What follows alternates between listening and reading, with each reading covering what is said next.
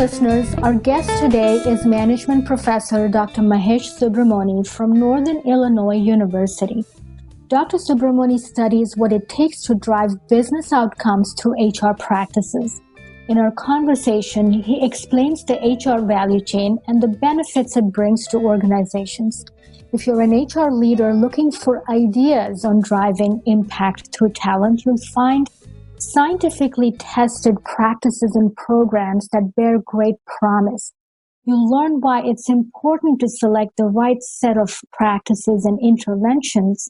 In particular, you'll hear how 3 key bundles of HR interventions drive extraordinary value.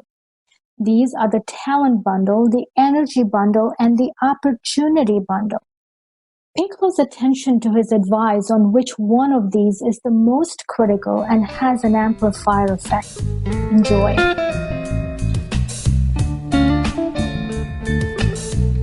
Dr. Subramony, thank you for joining us today. Oh, thank you so much for the opportunity. Absolutely. And I am excited about our talk because I know there's a lot of secret nuggets hidden in there.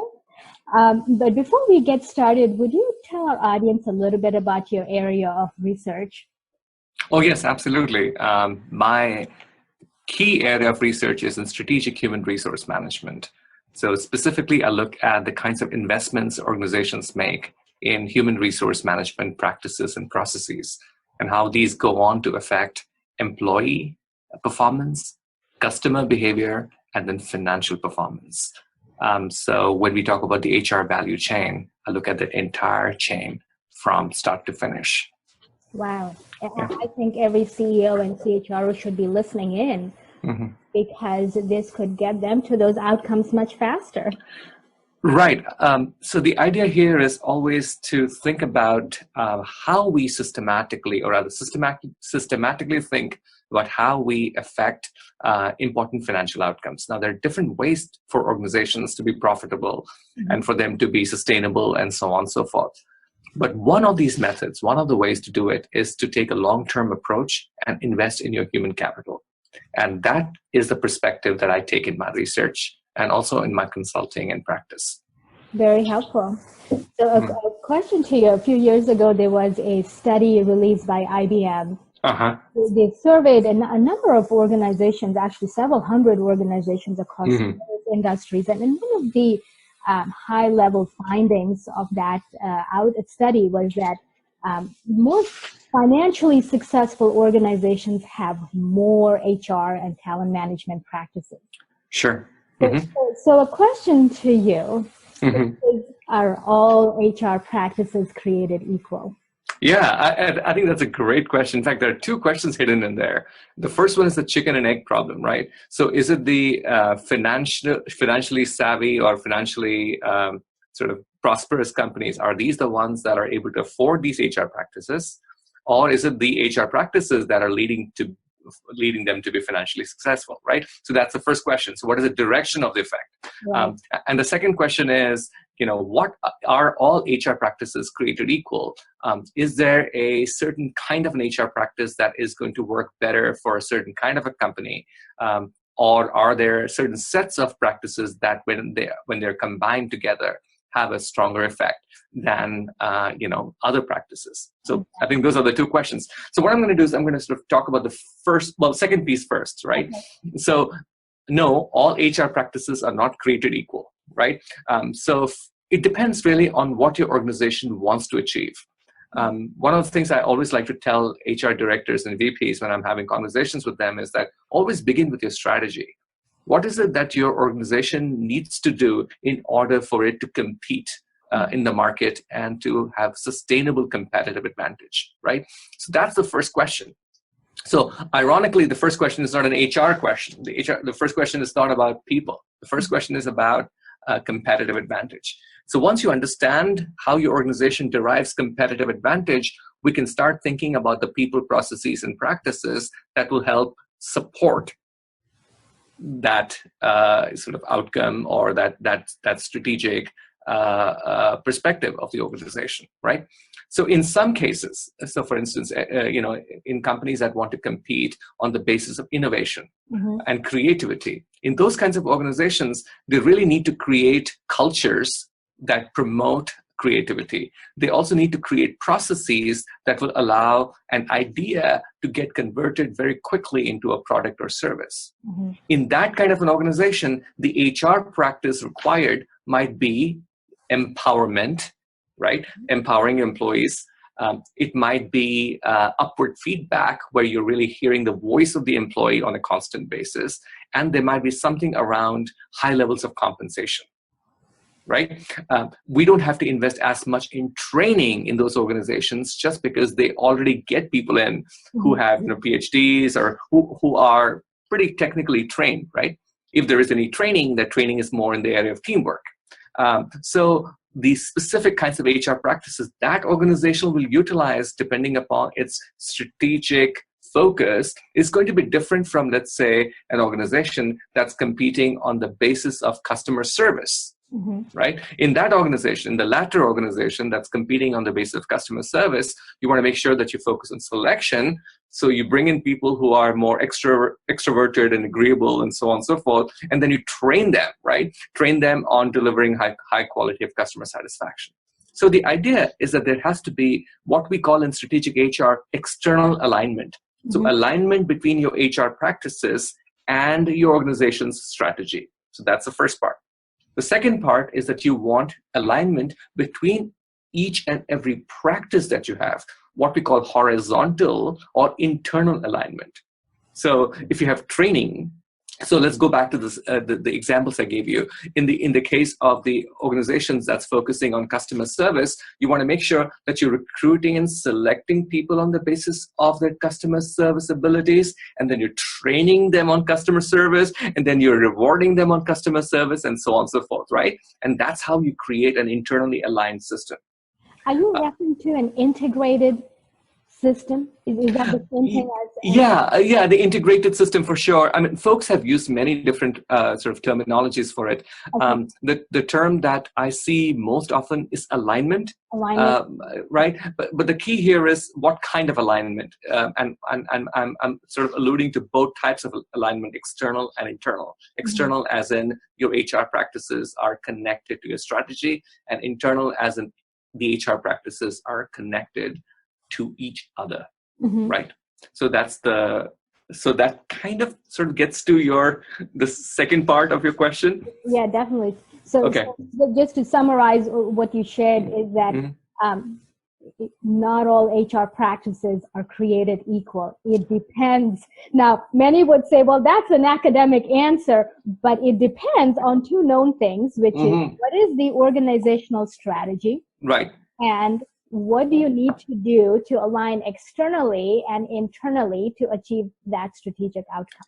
That is correct. So the kinds of questions that you're asking, if you start focusing on alignment, then you start asking different kinds of questions, right? It's no longer the more the better. Yeah. Which kind of brings us to your first question. So financially successful organizations very naturally would have more money to invest in a larger number of HR practices, right? Yeah. Is that a good thing? Oh, sure, absolutely. If you have a double-barreled kind of a shotgun, you're more likely to hit somebody, right? What I'm proposing is let's not use a double-barreled shotgun, but let's have a laser.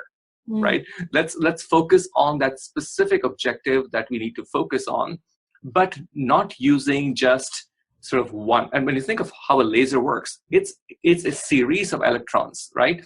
Or rather photons working together.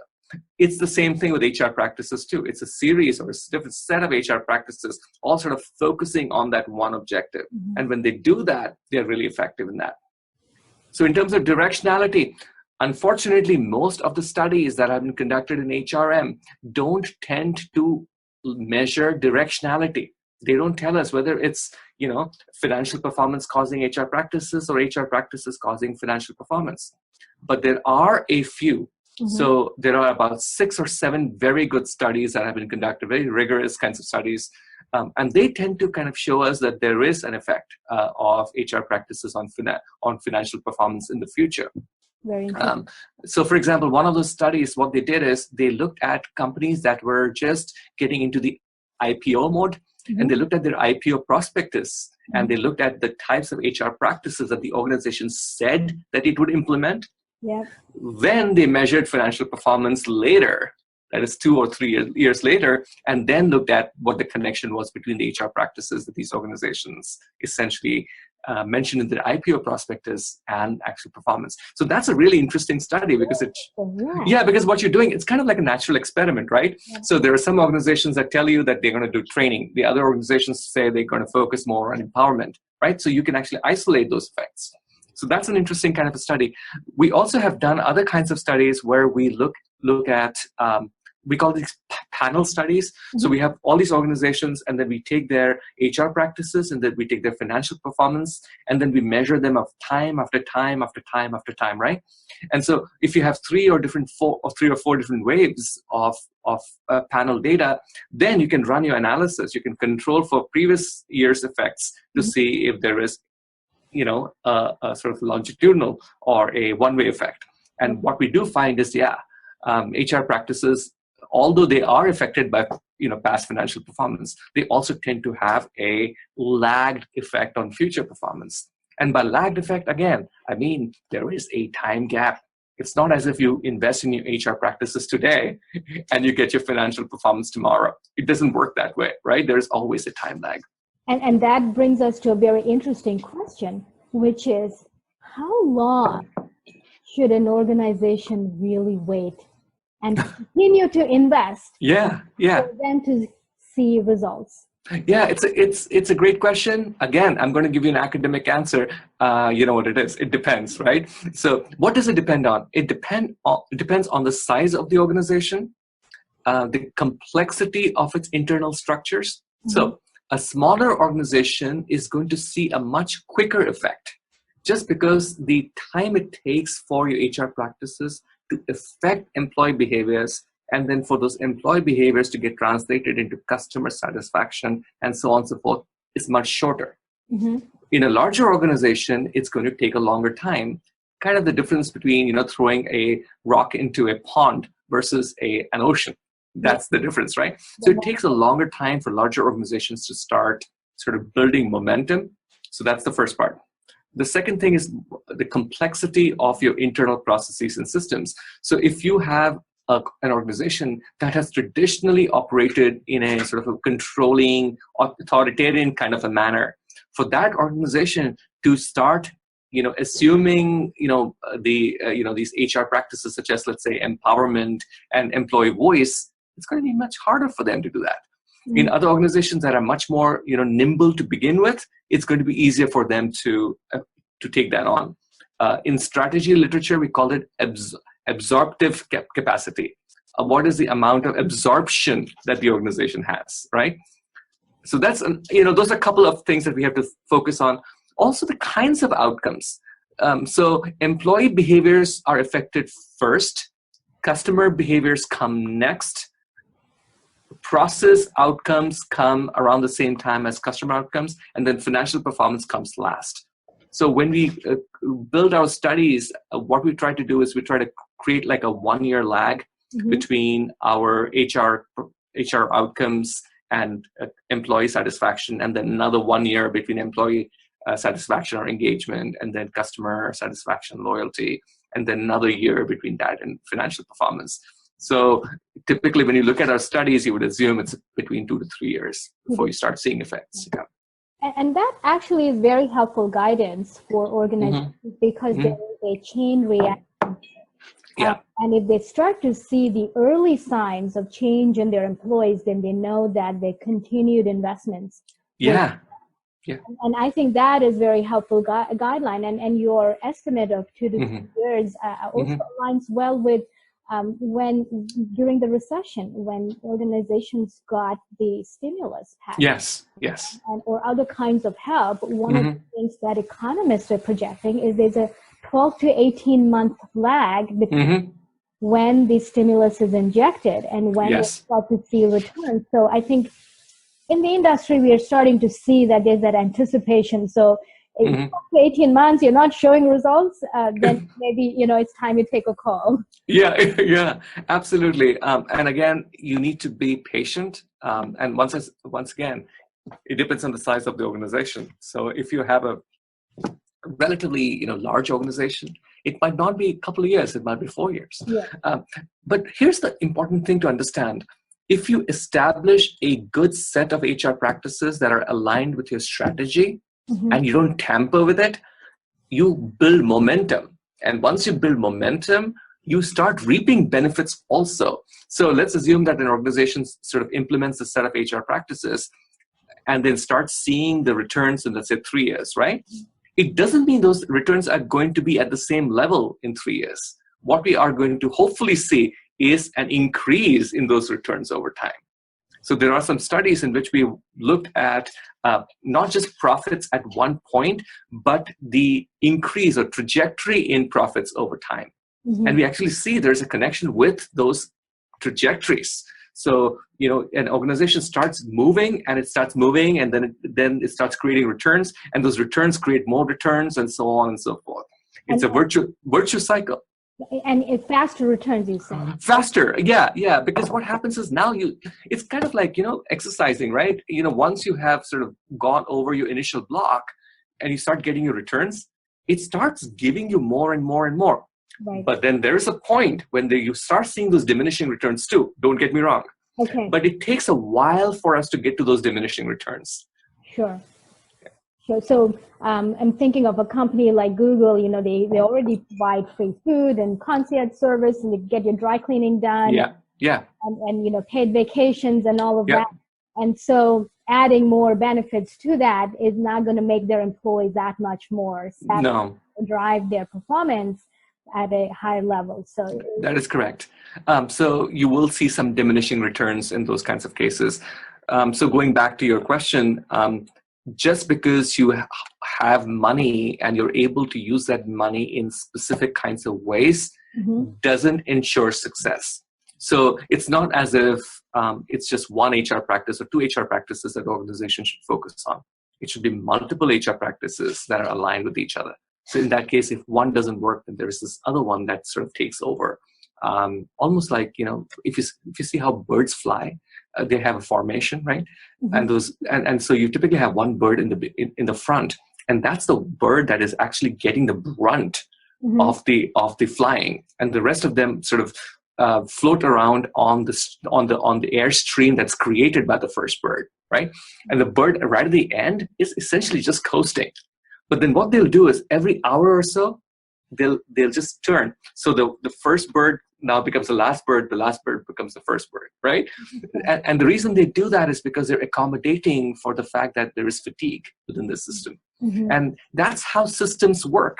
It's not just HR systems, but any system, ecosystems too.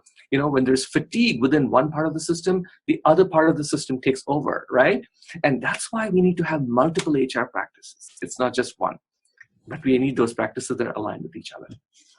It's very helpful. Let's switch gears and talk about your research on the HR value chain, because that provides some very clear prescriptive guidance on what are the HR bundles and what outcomes do they drive. So take us through the HR value chain, please. Yeah, absolutely.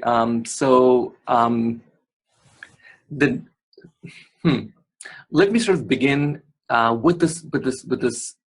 This is my boilerplate information that I sort of provide every time I talk about the HR value chain. It's nothing new. Okay, so people have known this for a very long time, that there are certain kinds of human resource management practices that tend to create high levels of employee commitment and involvement. And those high levels of employee commitment and involvement, or what we now call engagement, then translates into customer satisfaction, financial performance, and so on and so forth. There are all these different lists of what these HR practices might be. So for example, we know skills training is important. So training employees on skills is important. In recruiting and selection, it's important to have jobs that have gone through a systematic job analysis. when it comes down to the actual selection process, it's important for you to use structured as opposed to unstructured selection tools. With performance appraisal, it's important for performance measurement to be specific, but also have a feedback component. With compensation, we know that it's important to pay above the market, because the above the market pay serves as an extra incentive for employees to engage in what I call discretionary behaviors. So they end up doing more for the organization just because they get paid more, right? So we know that. We know that it's important for organizations to offer competitive benefits. So things of the nature of educational reimbursement, for example, things that their competitors don't provide. It's important for organizations to focus on providing opportunities for employees to voice their concerns and opinions. It's important for them to create teams, high-performing teams that are cross-functional. These are all important HR practices that in the last 20 or 25 years, we have identified as being important for organizational performance.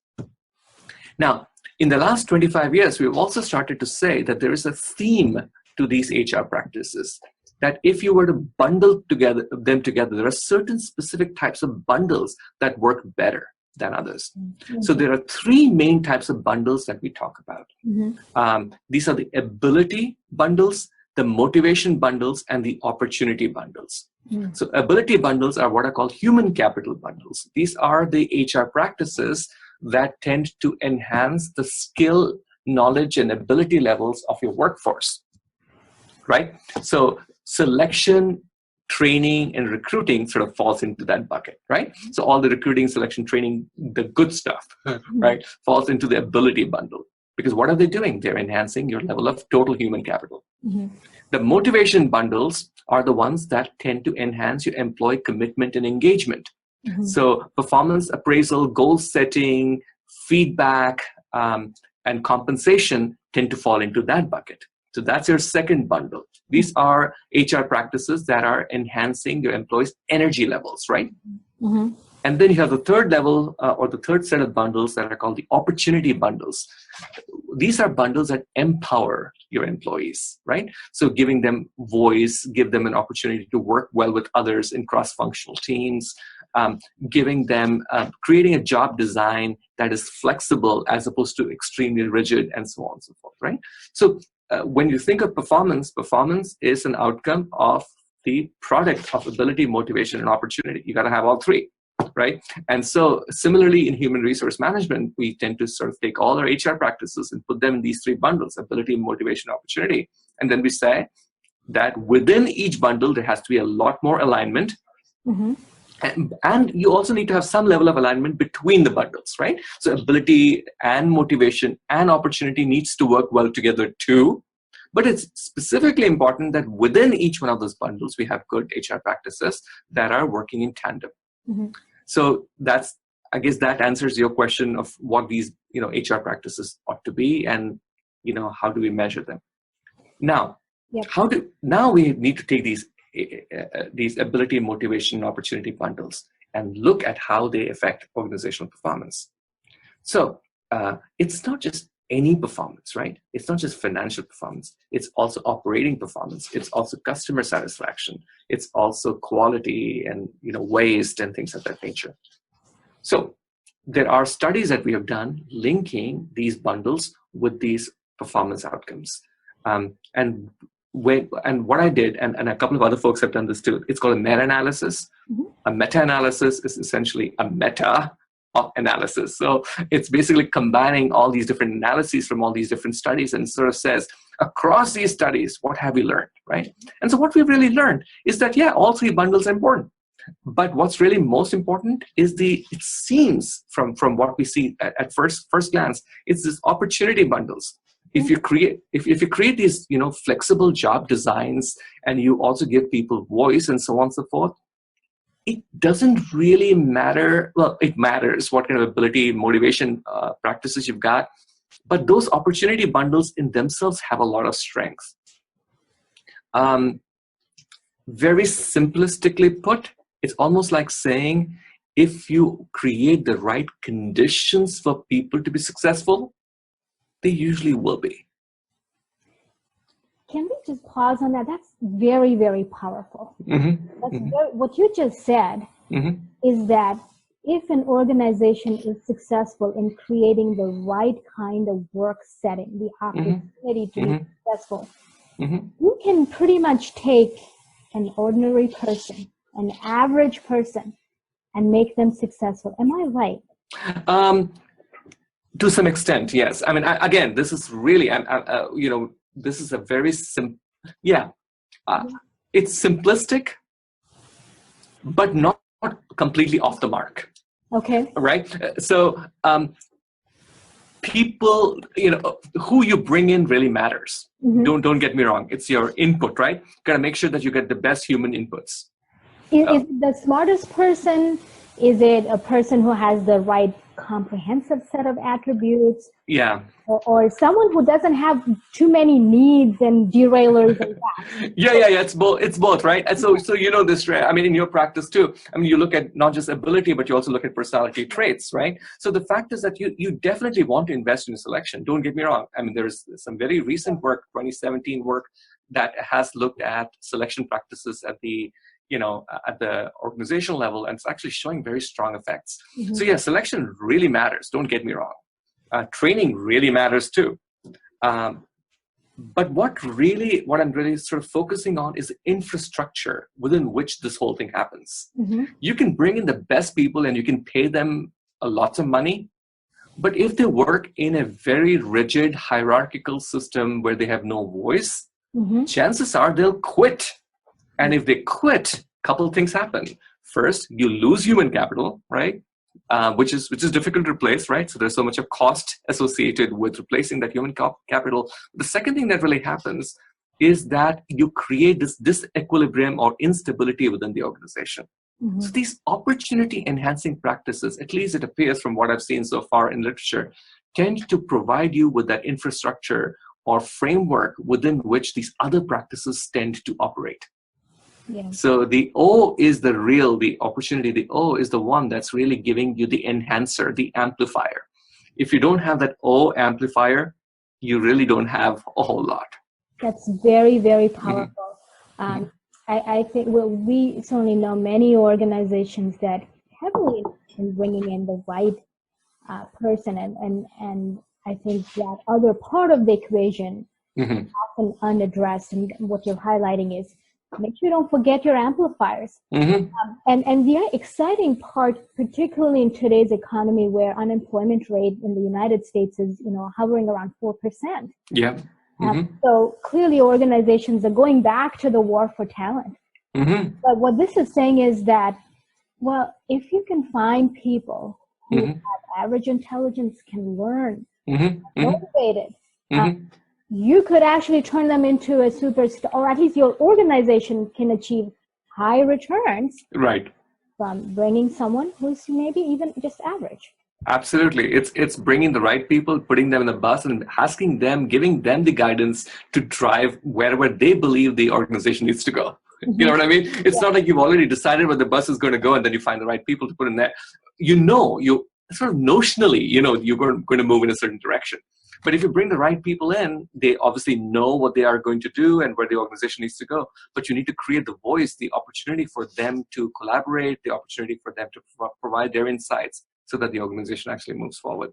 I think that's very, very helpful prescriptive guidance. So I'm going to actually come back to this question really quickly. I know we've addressed it, are all HR practices equal? And how many practices do you need? I often hear, particularly in high growth organizations, this idea that, well, we can't really integrate. We can't, let's just focus on one thing and get that one thing done right. Is that a good advice? Is that a good strategy for a high growth organization? And I know you've addressed this in your prior conversation, but I just want you to respond to this question. Yeah. I guess the question that I'm going to ask is, what is that one thing? So is that one thing an entire talent management system? If it is, then it's not one thing. Okay. Does that make sense? So if you say that the only thing I'm going to focus on is my talent, whoa, that's a big thing. That involves recruiting and selection and training and succession planning and all those pieces, right? Is that what these people are really talking about? Creating a talent management system? If that is the case, then yeah, do that one thing. Create a talent management system and let's see how that works, right? Is that one thing engaging employees? If that's the case, wow, that's fantastic. Because to engage employees, you need to focus on recruiting and selection and train. Do you see where I'm going with this? You can never get to one thing without many things, right? The bundle is what you're saying, isn't it? It's always the bundle. It's always got to be the bundle. Your focus of that bundle might change. The focus of the bundle might be retention. The focus of the bundle might be engagement or building great leadership capability. But the things, the real practices that we're using in order to get to that focus, well, they always have to be multiple. It's like saying, I have a plant, right? And I put the plant out there and I'm just going to do one thing. So I'm going to either give it sun or I'm going to give it water. I'm not going to give it both. Well, the plant's not going to grow. If you want that plant to grow, it needs sun, it needs fertilizers, it needs water, right? You need to spend time picking the weeds, which is like really not at all attractive, but you got to do that.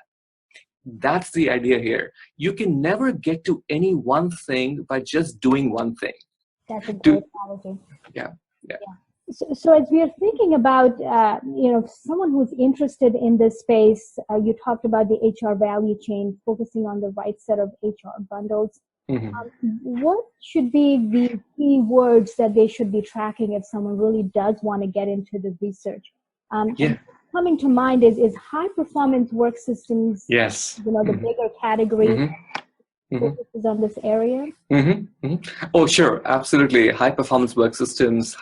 They're called many different things. They're called high commitment work practices. Okay. They're called high involvement work practices. High performance work practices, high performance work systems, human resource management systems, human resource management bundles. These are all different terms that are used for the same entity or construct. So that's the first thing. If they are tracking academic literature, that's one way. But there's also some really exciting stuff that's happening right now in strategic human resources. We're talking about this whole notion of human capital resources. So the idea is that it's not just your HR practices, but your HR practices are involved in creating a set of intangible assets for the organization. And those intangible assets are referred to as human capital resources. And those human capital resources are essentially knowledge, skills, abilities, and other characteristics of your employees that can be accessed by the organization. So it's not just what you have, but what your organization can access. So you might be a very creative individual, but when you come to work, you might just shut off that creative part, right? So that human capital that you hold as an individual is not getting converted into a human capital resource. So there's a lot of really interesting stuff that's happening in different kinds of areas. So for example, in the area of customer service, in healthcare, and so on and so forth, using this notion of human capital resources. So if human capital resources is a set of intangible assets, there's a stock of that asset, but there's also a flow of that asset. In other words, that there's an inward flow and then there's a depletion of human capital resources. So how do you build your human capital resources? You do that through recruiting and your selection and so on and so forth, right? But there's also depletion through turnover. So people leave, and when people leave, your HCR starts decreasing as well. So folks have started to talk about how do you start compensating for the depletion of human capital resources. So what are the replacements? So you have this, your human capital resources flowing in, stocks of human capital resources, and then depletion, but then there's also replacement of the human capital resources. So there are some very, very cool studies now that are going on, sort of mapping that entire process from start to finish, and looking at turnover as an important outcome in human resources. I'm not saying turnover was not important before, but we're beginning to start thinking more and more about both voluntary and involuntary turnover. as reasons, or rather as ways in which organizations deplete their human capital resources, and how they need to be, very quickly sort of replaced in order for the organization to feel the smallest possible brunt. That's very interesting. Because what I'm sensing in there is to think of turnover not as all bad. So if you had a COBOL programmer and you have no COBOL systems, you want there to be turnover. Right. Your new human capital that comes in, in HTML5 or learning, or people who have different kind of skills that are more relevant to Is that what you're referring to? Kind of. So yes, the type of turnover does matter. But what really matters also is the kind of replacement. So let's take your example. So we're no longer talking about the person. We're talking about the skills. So what I'm hearing from you is that skill is obsolete. The person is not obsolete. Got it. So the replacement doesn't have to be firing this person and replacing them with another person. The replacement might be to make sure that there's enough training for this COBOL programmer to be a different kind of a programmer. Yes. Does it make sense? Yeah. So when you take an HCR kind of a perspective, you are ironically not focusing on the people, but you're focusing on the skills, but therefore enhancing well-being. Yeah. That's the irony in the human capital resources kind of perspective. Yeah, and it goes back to your idea of the alignment. Yes. Are you keeping your systems aligned with your bigger strategic purpose? Right. Exactly. All right. Well, I'm sure that there is a whole lot more that we could discuss on this topic. And, so I'd invite you to come back again and talk to us, particularly as you pursue your research in the human capital, sort of the higher level perspective that you just talked about. And would love to have you back. So thank you for your time, and have a wonderful day. Thank you so much for the opportunity, Shreya. I would say I'm just going to put my email address out there for people who want to contact me. It's msubramony@niu.edu. And I bet you would publish that out there too. So that way people can write to me anytime if they have any questions, and I'd be happy to chat.